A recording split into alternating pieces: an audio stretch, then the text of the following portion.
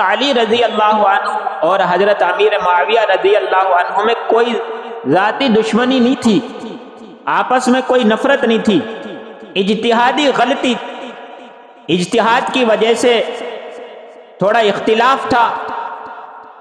حضرت عثمان غنی رضی اللہ عنہ کی شہادت کے بعد میں یہ اختلاف پیدا ہوا۔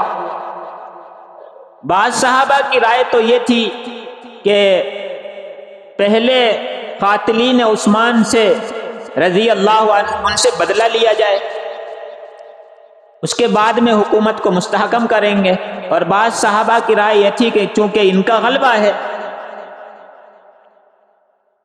تو پہلے حکومت مضبوط ہو جائے، اس کے بعد میں ان کو سزا دیں گے۔ بس یہ اختلاف تھے جو آپس میں مٹ بھیڑ کا سبب بنے، آپس میں جنگ کا جو سبب بنے وہ ایک اجتہادی خطا تھی۔ اور حضور صلی اللہ علیہ وسلم نے اجتہاد کے بارے میں فرمایا کہ اگر مجتہد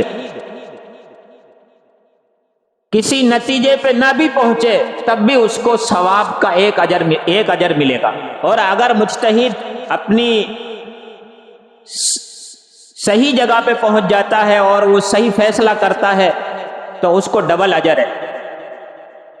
تو صحابہ اکرام سارے مجتہد ہیں،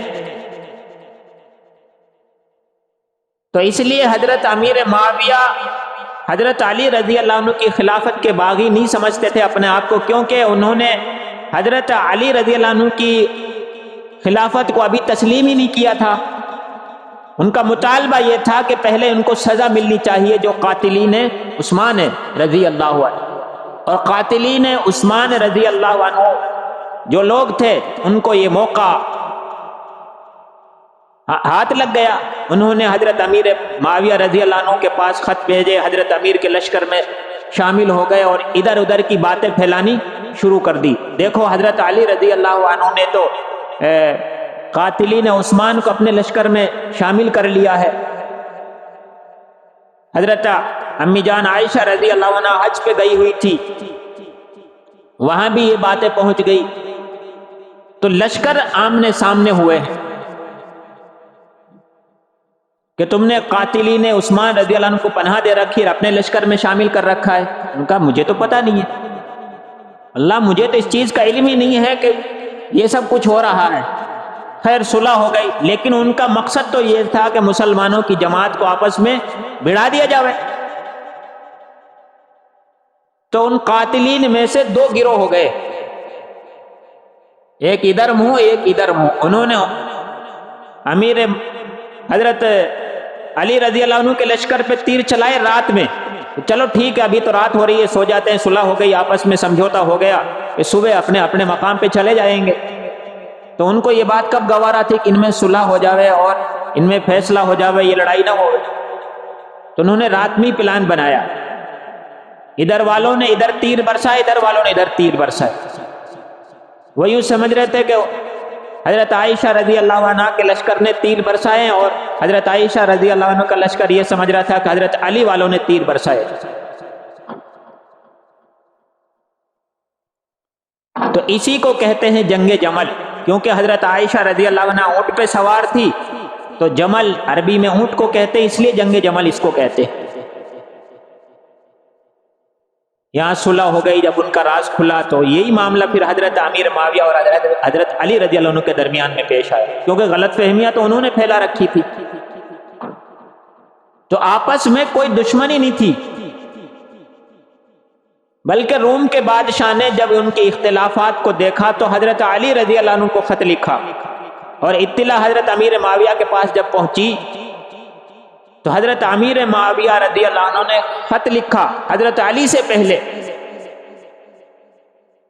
اور خط میں سخت الفاظ استعمال کیے کہ لعنتی تو کیا سمجھتا ہے، حضرت علی کی حدود سے باہر چلا جا یہاں سے، ورنہ تو میں اور میرا چچا زاد بھائی صلح کر لیں گے اور تیرے خلاف پھر ایک بہت بڑا لشکر تیار کریں گے، پھر تجھے تیرے ملک میں بھی جگہ نہیں ملے گی۔ علی تو بعد میں آئے گا، تو علی سے پہلے تو میں وہاں پہنچ جاؤں گا۔ تو آپس میں دشمنیاں نہیں تھی، نفرتیں نہیں تھی، آپس میں وہی پیار اور محبت تھا۔ بس حضرت علی رضی اللہ عنہ آپ صحیح راستہ، اہل سنت والجماعت کا موقف یہ ہے کہ حضرت علی رضی اللہ عنہ صحیح تھے، حضرت علی رضی اللہ عنہ صحیح تھے، لیکن حضرت امیر معاویہ بھی اپنے آپ کو اجتہاد کے بلبوتے پہ صحیح سمجھتے تھے کہ پہلے قاتلین عثمان رضی اللہ عنہ کو سزا ملنی چاہیے۔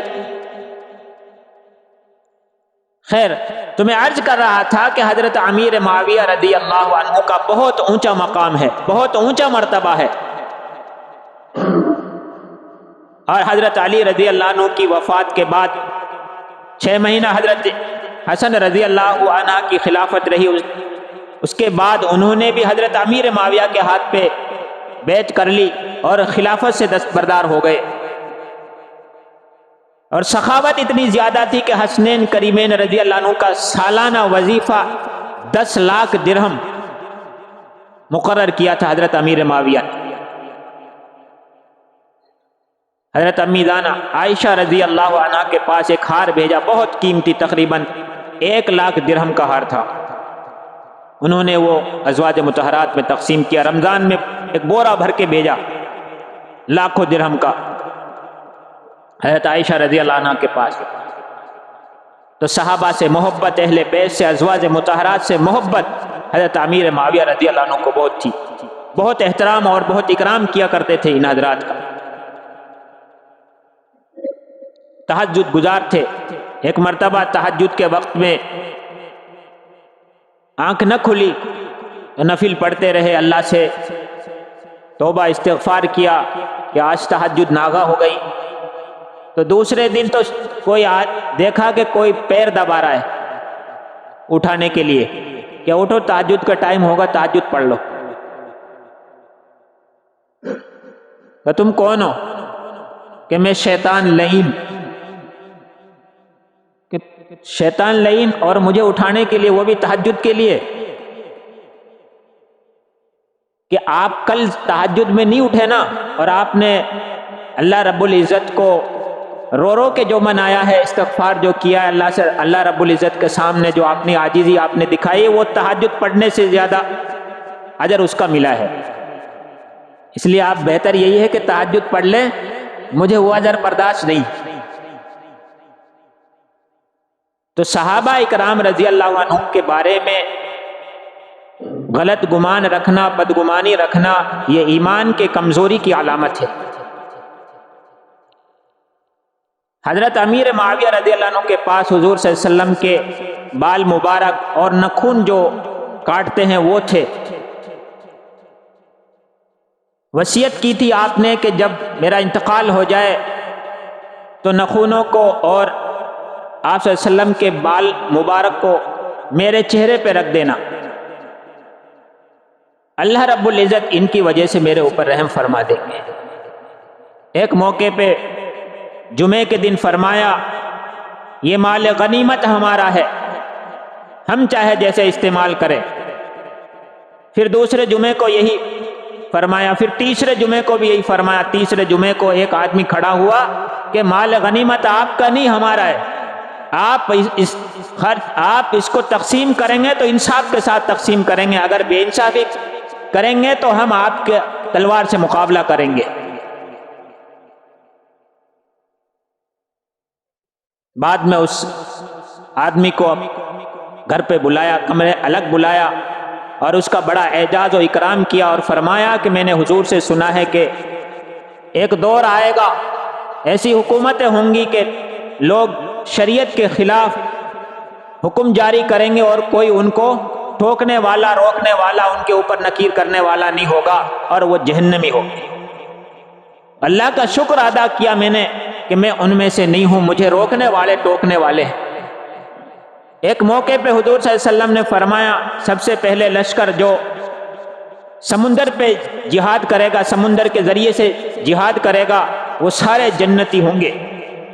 تو سب سے پہلا بحری بیڑا جو بنایا ہے حضرت امیر معاویہ رضی اللہ عنہ نے بنایا، اور انہی کے زمانے میں سمندری جہاد جو ہے شروع ہوا ہے۔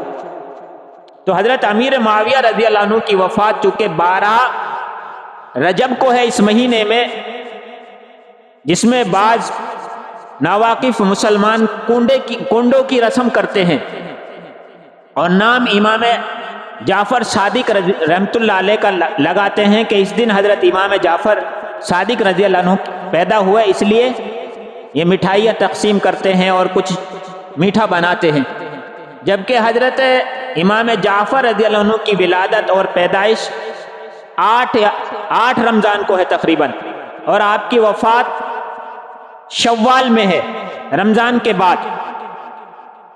اس مہینے میں تو نہ آپ کی پیدائش ہے نہ وفات ہے۔ 22 رجب کو، 22 تاریخ کو، جس میں مسلمان یہ کنڈوں کی رسم کرتے ہیں، امیر معاویہ کی وفات ہے۔ اسی لیے میں نے حضرت امیر معاویہ کے حالات پر تھوڑی سی جو ہے لب کشائی کی ہے، اللہ ہمیں سمجھ عطا فرما دے۔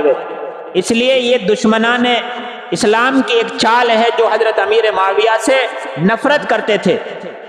انہوں نے حضرت امیر معاویہ کی وفات پر خوشیاں منائی اور انہوں نے مٹھائیاں تقسیم کی اور یوں اور لیبل لگایا حضرت امام جعفر صادق رضی اللہ عنہ کی پیدائش کا یا وفات کا۔ تو اس تاریخ کو نہ امام جعفر کی پیدائش ہے اور نہ وفات ہے۔ امیر معاویہ رضی اللہ عنہ کی وفات 22 تاریخ کو ہے، اس لیے اس سے اعتراض کریں۔ ایصال ثواب سے کوئی منع نہیں ہے، لیکن شریعت میں اس کے لیے کوئی وقت اور کوئی دن مقرر نہیں ہے، آپ جب چاہے کر سکتے ہیں، کوئی بھی خیر کا کام کر سکتے ہیں۔ آپ بیٹھے بیٹھے 3 مرتبہ قل هو اللہ شریف پڑھ لیں، ایک قرآن کا ثواب ملے گا، آپ کسی کی روح کو بھی بخش دیں۔